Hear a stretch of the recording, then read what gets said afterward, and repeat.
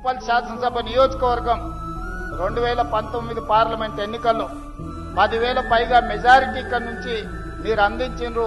నేను సరిగ్గా 10,639 ఓట్లతోటి పార్లమెంట్ సభ్యుడిగా గెలిచిన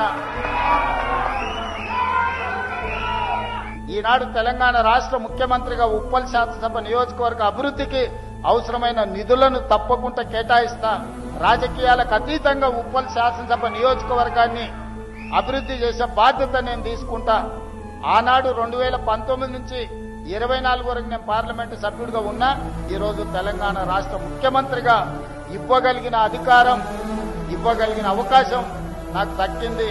తప్పకుండా నియోజకవర్గానికి సంబంధించిన మిత్రుడు పరమేశ్ చెప్పిన ఈ పనులన్నిటిని కూడా చేసి ఒక మంచి అభివృద్ధి చెందిన శాసనసభ నియోజకవర్గంగా ఉప్పల్ని అభివృద్ధి చేస్తానని తెలియజేస్తూ మీ అందరి దగ్గర సెలవు తీసుకుంటున్నా. ధన్యవాదాలు మిత్రులారా.